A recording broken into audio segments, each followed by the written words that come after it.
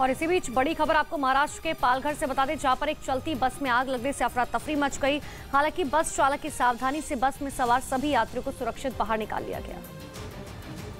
और बस में आग लगने की जो तस्वीरें सामने आई वो हैरान करने वाली हैं। वीडियो में दिख रहा है कि बस से आग की तेज लपटें हैं, धुआं निकल रहा है। बस नाला सोपारा स्टेशन से महामार्ग की ओर जा रही थी।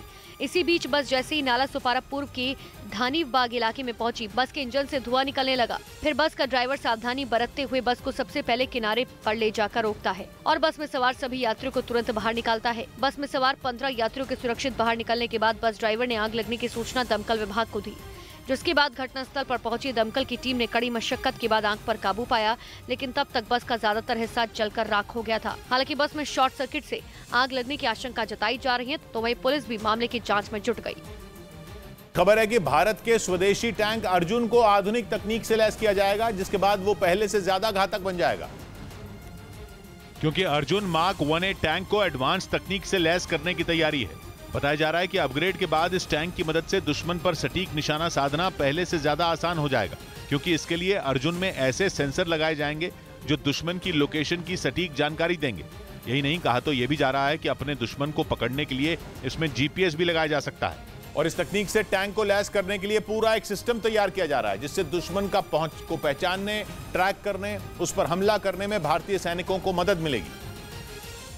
और माना जा रहा है कि टैंक में आधुनिक ट्रैकिंग सिस्टम लगने के बाद चलते टारगेट पर भी निशाना साधना बेहद आसान हो जाएगा। खास बात यह है कि अर्जुन टैंक से रात में भी दुश्मनों को जवाब दिया जा सकता है। बताया जा रहा है कि बदले हुए अर्जुन में 72 नए फीचर डाले जाएंगे और इसके लिए कोई भी पुर्जा दूसरे देशों से इंपोर्ट नहीं होगा, यानी कि ज्यादातर स्वदेशी सामान से ही अर्जुन को आधुनिक बनाने की तैयारी है। हालांकि अर्जुन मार्क 1A जैसे घातक टैंक के शामिल होने के बाद से सेना की ताकत बढ़ी है और भारत के अर्जुन मार्क 1A को किसी सुरक्षा कवच की जरूरत नहीं है, क्योंकि स्वदेशी तकनीक से बने इस टैंक की बड़ी खासियत यह है कि इसका ट्रांसमिशन सिस्टम पहले वाले अर्जुन से बेहतर है। रासायनिक हमले से बचाने के लिए इसमें खास सेंसर भी लगाए गए हैं। यही नहीं, इसका लेजर वार्निंग सिस्टम पता लगा लेता है कि कहां से हमला हो सकता है। साथ ही इस टैंक में हर तरह की रोशनी में काम करने वाली प्रणाली है। इस टैंक में जमीन से हवा में मार करने वाली मशीन गन भी लगी है और ये 70 किलोमीटर प्रति घंटा की रफ्तार से चल सकता है। भारतीय सेना का Arjun mark 1A tank grenade और मिसाइलों के हमले ज्यादा मजबूती से झेल सकता है।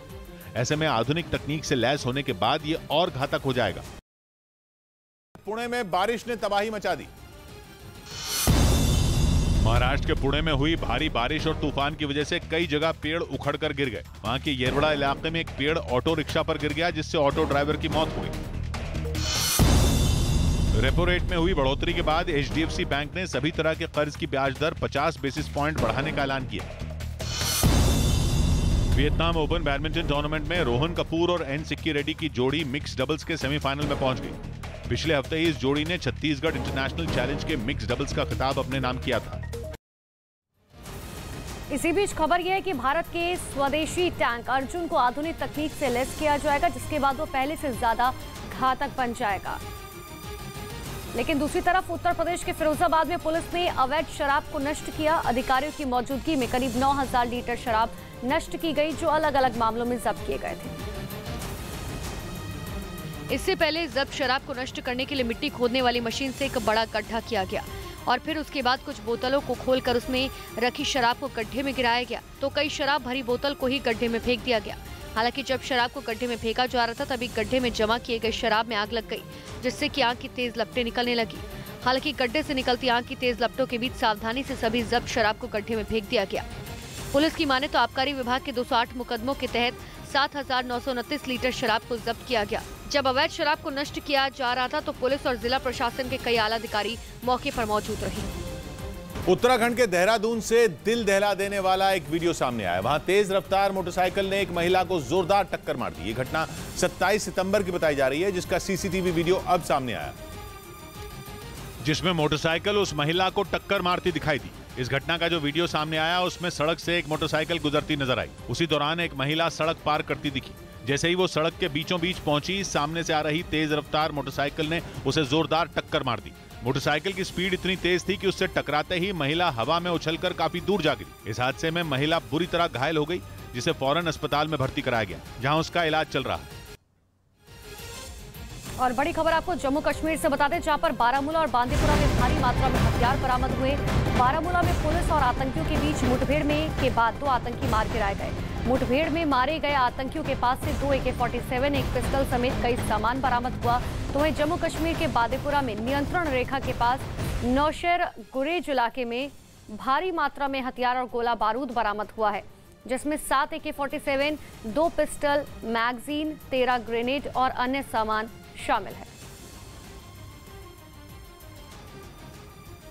गो तस्करी के आरोप में एक मकान ढहा दिया गया। छत्तीसगढ़ के कोरिया जिले में प्रशासन ने गो तस्करी के एक आरोपी के अवैध मकान को ढहा दिया। दिल्ली के पास गुरुग्राम में पुलिस ने एक फर्जी डॉक्टर को पकड़ा। बताया गया कि इस डॉक्टर के इंजेक्शन लगाने के बाद एक मरीज की मौत हो गई थी, जिसके बाद उसने अपने साथी के साथ मिलकर उस मरीज के शव को सड़क पर ही फेंक दिया। हमने इसको गिरफ्तार कर लिया है। गिरफ्तार करके कोर्ट में पेश करके 2 दिन का पुलिस रिमांड हासिल किया है। यूपी के मुजफ्फरनगर में पुलिस ने एक ऐसे गिरोह का पर्दाफाश किया जो अग्निवीर भर्ती रैली में शामिल अभ्यर्थियों के लिए फर्जी दस्तावेज बनाता था। इस मामले में 4 आरोपियों को गिरफ्तार कर लिया गया। 4 लोगों को गिरफ्तार किया है, जो कि फर्जी डॉक्यूमेंट वगैरह की एक गिरोह को संचालित करते थे।